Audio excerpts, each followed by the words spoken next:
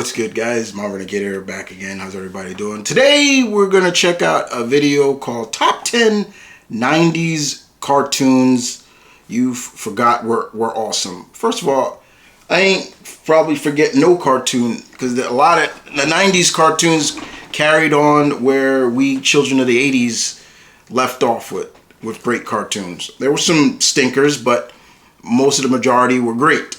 So this is coming from Watch Mojo. And I like Watch Mojo, but sometimes they can be hit or miss sometime with their lists. But let's check this out. Indeed. So, yeah, we're going to check out the top 10 90s cartoons you forgot were awesome. I ain't forget nothing. All right, let's check this out. Go. Now. Check. There's only 25 Cow and cents chicken. on it. You can't spend more than 25 cents. That means you can't afford to buy all these Wheaties. Welcome to Watch Mojo, and today we're counting down our picks for the Pepper coolest Ann. 90s cartoons that might have slipped under your radar. Oh, Bobby's World. I'm on the phone. I love here Bobby's trying World. to get a job. Number 10, Darkwing Duck. I ain't forget no Darkwing Duck. Come on. How could you forget Darkwing Duck? This quasi spin-off of DuckTales takes the IP in an action-packed direction. This is ridiculous. Chronicling the Really? heroic Really? adventures of Drake Mallard, who fights crime as the titular Darkwing. He's like a cross between Batman, the Shadow, Donald, and Daffy Duck. It's a fly. Shouts out to Jim Cummins. Got him. Dad, stop! Hey. Yeah.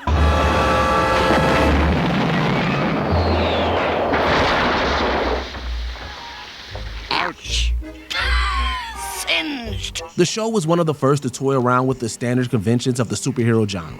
It parodied famous heroes and concepts without ever tearing down those ideas. The writers weren't afraid to dip their beak into the wacky world of comic book media. If you look at everything in the DuckTales and Looney Tunes pantheon, this show might get lost in the shuffle. Unless I miss my guess, I'd say a robbery has taken place here.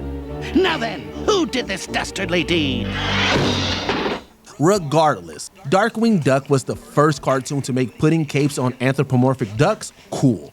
After all, if there's one thing a fire is good for, I don't. How can anybody forget Darkwing Duck? I'm sorry. Number 9, Bobby's World. I love Bobby's World. If there's one thing this cartoon does best, it's showcase the awesome power of imagination. Yes, it did. A 4-year-old boy named Bobby Generic dreams up all kinds of unique Howie Mandel. situations and ends up learning a thing or two along the way. I got a great idea. It's definitely a show that's geared towards a very young audience, but I that watched doesn't it. mean it didn't tackle some serious things. Dweeb, Dad just lost his job. Lost your job? Ouch! That's a trip to the poorhouse. They managed to address something as heavy as death and do it in a kid-friendly and entertaining way. Considering that the show ran for 7 seasons, 7 seasons. you know it did something right. A gold star. This wasn't a cartoon that was trying to radically redesign what children's animation could be, but it didn't have to be. It was a fun cartoon about a boy and his wonderful mind. You know, it's okay for things to change. Because sometimes His when big you feet. they turn out better than you think they will. Bobby had big feet. Number 8, Reboot. Reboot. I know Reboot. Come on. You gotta come harder with something. Pleasure. No one knows. My boy Victor loves this show. But I intend to find out. Reboot. Cyberspace adventures are all the rage in this sci-fi spectacle. Reboot centers around Bob, a protector of a special technological city called Mainframe, who battles sentient tech viruses. This isn't just a cartoon about fighting monstrous malware, though. It's a look at the rapid rise of technology and its impact on our larger society. Pretty much. Megabyte wants some little favor. He didn't say what. Just a little favor, huh? Maybe you should do it if it means we can stay online. It's surprisingly deep when you think about it. You could argue that this show's 3D style of animation can look odd. Oh, why, Bob, how nice of you. It's the same animation that I see now. Beast Wars came from. I'll throw my chips in with you. Please do Come in. But the story more than makes up for it. That distinct art choice they went with is kind of a big deal too. It was one of the first shows to be completely animated by computers. Yeah. Stay frosty. Simply put, its impact on animation shouldn't be ignored. What are they? You'll see. Or maybe you won't. Adios. Number 7, The Tick. How can somebody forget the Tick? Come on. Who didn't love the Tick? Another superhero satire. The Tick is about a larger-than-life superhero who defends his city from danger with the aid of his accountant sidekick Arthur and other equally eccentric heroes. What's this? Happy birthday to me. You are cordially invited to American Made. to the world's greatest criminal mastermind. Gift required. Chippendale. Come see me commit the most daring, spectacular crime of this or any other century. Cool, the crime of the century. It's a laugh-out-loud premise that takes the concept of costume do-gooders and drastically over-exaggerates it. See you later, sewer urchin. Yeah, he was different in the comics. There are supervillains in here that are literally called Breadmaster and Chairface Chippendale. Yeah. How can you not be entertained? Evacuate the building! This bread's gonna blow! Heard him? He must be running now. The Tick isn't the only 90s cartoon to parody superheroes, but it's definitely one of the most iconic. It won multiple awards and even spawned a few live-action shows later on. That is the biggest darn whirly bird I have ever seen. If you've got an itch for some unconventional, self-aware superheroes, Barbie this is the boy! show for you. Listen, I want you to double, no, triple the explosive charge you usually use. Are you Number 6, The Critic. I remember the Critic. Hello? Hi, this is Gene Shalit. I'm having a bad hair day. If you don't believe me... I remember the Critic, but I didn't watch it very much.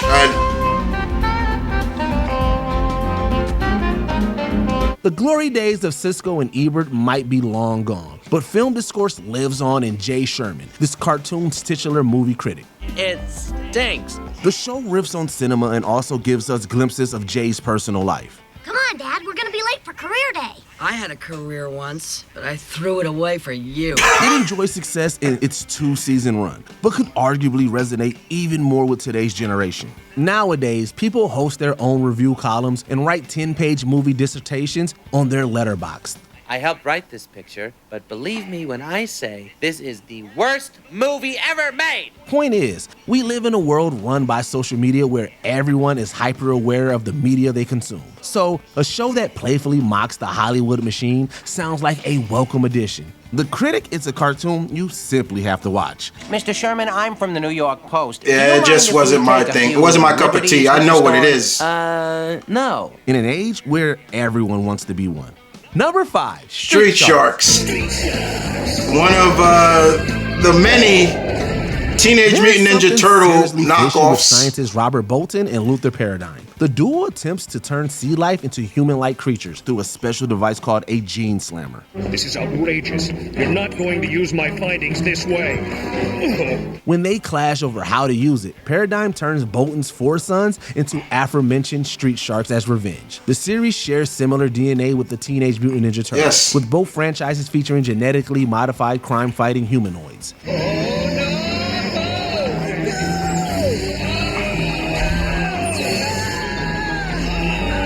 In fact, the Sharks are constantly battling other miscreations to save their city. They even team up with an awesome group of alien dinosaur heroes called the Dino Avengers. Yeah, the extreme dinosaurs. Never rose to the level of fame of its heroic half-shell counterpart, there's clearly still lots to love. Good.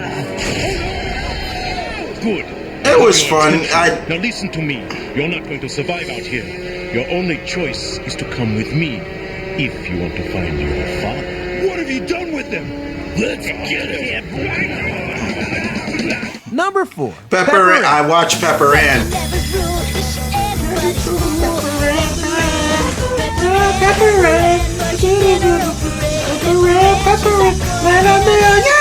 Middle school can be a challenging time in people's I love lives. Pepper Ann. Because whenever the class pictures came out, everyone would point to me and laugh.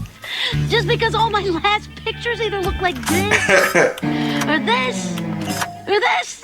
I did like Pepper Ann. Knew that pretty well. What am I going to do? Her cartoon followed her various experiences while trying to navigate being a teenager. While it may sound like your standard coming-of-age story, Pepper Ann was a trailblazer. Goodbye, my my pustular foe.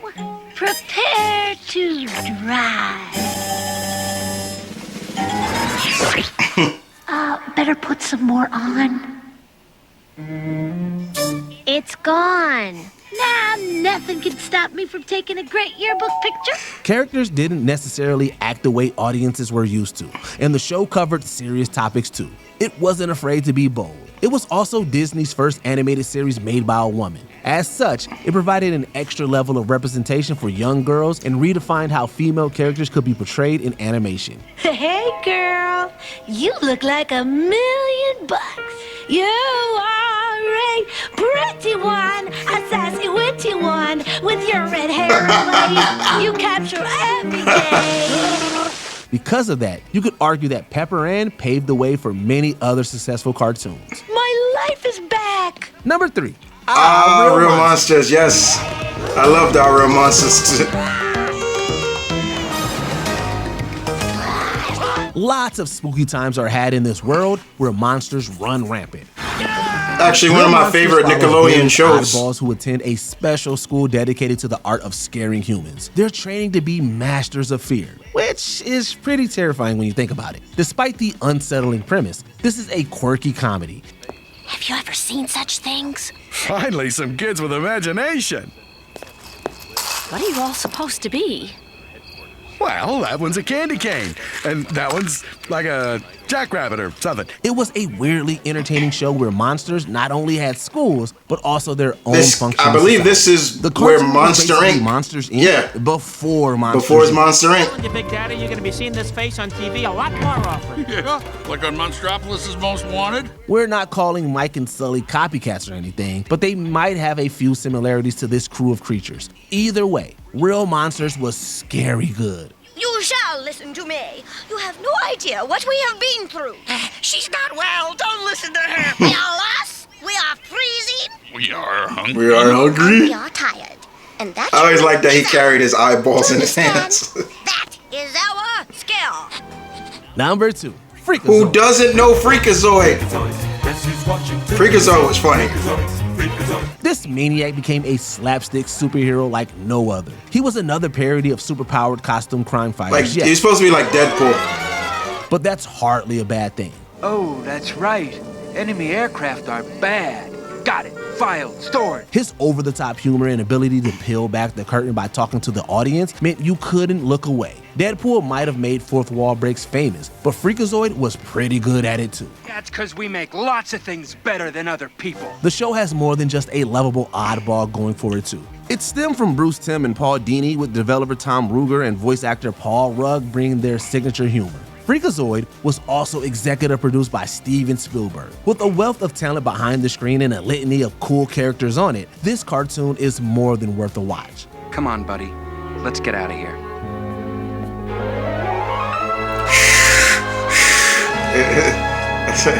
Before we unveil our top Earthworm Jim, there are a few honorable mentions. Earthworm Jim. A worm who also doubled based as on the game. Sounds like a fun watch. Oh, I should have known. Superheroes and evil twins go together like peanut butter and evil peanut butter. SWAT Cats, the radical squad. How you putting our SWAT Cats on here? That's doing bull. All kinds of cool See what I mean by this show is for you. Mojo's Bliss? Trouble. It's Dark Cat. He's broken into the M.V.K nuclear plant, and the enforcers How are you not? to stop him. Got it, Miss Briggs. We're on our way. Two Stupid Dogs. Two Stupid Dogs. I love Two Stupid Dogs. That was funny as hell. But they're super entertaining. Two Stupid Dogs is funny. This is caca. Why do people come here? The Pirates of Dark Water. Yes. An extraterrestrial. Love Pirates of Dark Water. Sells the high seas for treasure. What's not to love? I'm surprised we came through it safely. Not all of us. We were 4, now we're 3. Niddler. You're all right. Biker Mice from Mars. I wasn't a With fan. A name like that, you've got. I wasn't a fan of this. Moto here gave his arm to the cause. Vinny got half his face taken off. That's why he wears the mask. Yeah, but that's okay because what's left is definitely grade A mouse material. Before we continue, be sure I to wasn't a subscribe fan of to our Biker Mice and channel and Mars. ring the bell to get notified about our latest videos. You have the option to be notified for occasional videos or all of them. If you're on your phone, make sure you go into your settings and switch on notifications. Number 1, Gargoyles. How does anybody not know Gargoyles? What the? Sentient gargoyles who are reawakening. Are you in modern crazy? times. Like, who doesn't know Gargoyles? Like, We'll save you. You push and we'll pull. this was a show right here, man.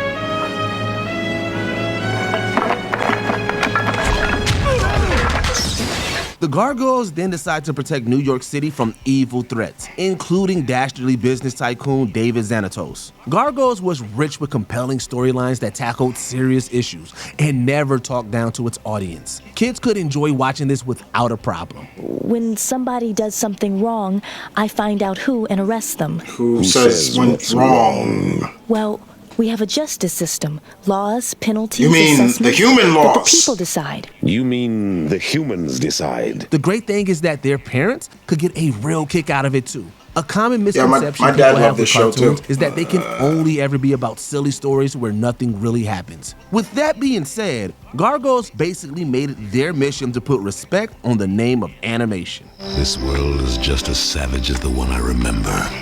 You're judging it the way humans have judged you. I mean, sure, the city shows an ugly face sometimes, but there's more to it than that. Are there any underrated 90s cartoons we forgot? Let us know in the comments down below.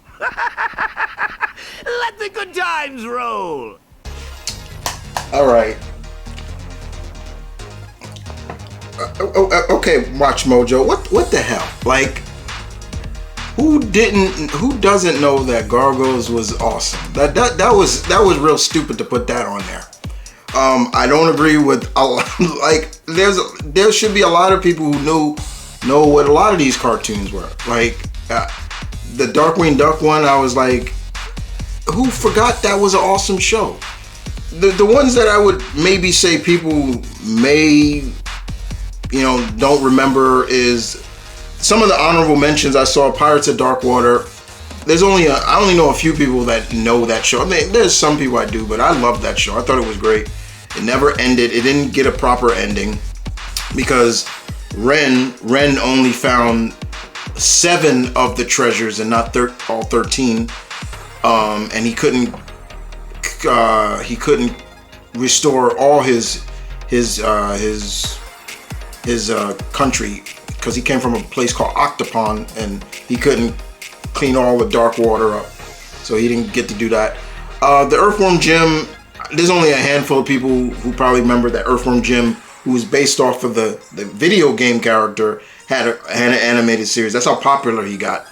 I would love a new Earthworm Jim game. And then there was, what was the other honorable mentions?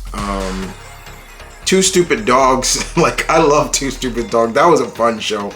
The little dog and the big dog. That was fun. Who doesn't know SWAT Cats? Like, that didn't know SWAT Cats was awesome. It's ridiculous. That's what really, I'm like, get out of here. Freakazoid is up there. I mean, there are probably a lot of people didn't know about Freakazoid. I knew about it. Freakazoid was fun. He was like Deadpool, and She-Hulk. He broke the fourth wall a lot. Everybody talks about, Deadpool breaking the fourth wall. She-Hulk was doing that before Deadpool. Just Deadpool maybe made it more famous than She-Hulk did. And then you have, and then Real Monsters. One of my favorite early Nickelodeon cartoons before even Disney did it. And I will say Disney copied them. I'm not even gonna say that they didn't. And then you have and then Pepper Ann. I actually like Pepper Ann, even though I didn't know it was actually created by a woman, so that's really cool to know that. But yeah, I was a fan of Pepper Ann. I used to watch it every Saturday. It was fun. I love the intro as well. Pepper Ann, because she was too cool for 7th grade. Pepper Ann, you're one in a million. That was cool. and then they had Street Sharks. Probably the only Ninja Turtle copy, basically copycat that I actually liked. I actually liked Street Sharks. I actually liked that they could dive burrow underground and they come up like sharks. But it was clearly a knockoff of Turtles. They're 4 brothers. The only difference are they're sharks and not turtles. It was interesting. But yeah, I'm sure people know that. And then of course they did Extreme Dinosaurs, where they teamed up with them. And then I wasn't a fan of the Critic. I watched a few episodes and I was just like, yeah, this isn't for me. I just don't care for it. And then you had what else was on the list? How does not anybody know the Tick? That right there is another one that just, what the hell? Like what? And then you have Reboot. I have a friend, Victor. He was a big fan of Reboot. But Victor was probably one of the early 3D animated series that Mainframe did, and then from Reboot they went into Beast Wars. So they just got better at doing it. And then of course they had Bobby's World. Love Bobby's World. I totally forgot Bobby's World. Bobby's World ran for 7 seasons. By the time Bobby World ended, I was 16. Man, it lasts that long. Wow. It says 1990 to 1998. Yeah, I was 16 when it ended. Wow, that's crazy. And Darkwing Duck. I'm like, who doesn't know Darkwing Duck? Like, that's why I say sometimes watch Mojo. I always wonder, how do they put these lists together without, like, being logical and thinking like, yeah, people probably knew who this show was. Like, this was a really weird list, and I don't mean it as weird as bad. I mean weird because a lot of the numbering on here, the choices on here, people knew. They were too popular not to know. Darkwing Duck, Gargoyles, for God's sake, Gargoyles. I didn't care for Biker Mice from Mars. I was done with that. Once they started really doing all these wannabe turtle, I was like, I'm done. I was like, Biker Mice from Mars. I'm like, what the? How'd this get okayed? I was like, this was stupid. I didn't care for that. I didn't care for. I think Bucky O'Hare I liked. I liked Bucky, Captain Bucky O'Hare, but I was done with these. Gargoyles. Like, who doesn't know Gargoyle? I mean, Jesus Christ, like, that was dumb. Watch Mojo, y'all need to do better, really, with that. Really better. I'm sorry, y'all need to do much, much better. Guys, look, this was fun, but also a little insulting. Because I'm sure there are dozens and thousands of people that knew about these cartoons and knew they were awesome. A lot of these, especially these later Steven Spielberg produced cartoons, or these Hanna-Barbera cartoons like Two Stupid Dogs. I love Two Stupid Dogs. It was the funniest thing. It was just comedy fun. It was just, they would just do the stupidest things or just be involved with the dumbest things. And you had the little dog that had like the very high squeaky voice, and the big dog that had the very deep voice, and he gotta talk like this. And, oh, that was funny. And the little dog was always high pitched, like he would just scream and stuff. And there was always this guy that they would interact with, and he would say, "Well, isn't that cute?" And then he'd say, "It was wrong," and it's the funniest thing. Yeah, that was good times. And by the time Two Stupid Dogs ran from 93 to 95, man, I was 13 when it ended. But it was fun. It was just really fun. Can't complain. But I gotta admit, this is a little insulting. I'm sorry. I gotta put that out there. This was a little insulting because there are people, I know people that know these shows and know that they were awesome and just cool. The one that really is the Gargoyles one. That really just, what? Like, wait, what? Like, come on. Gargoyles is still going.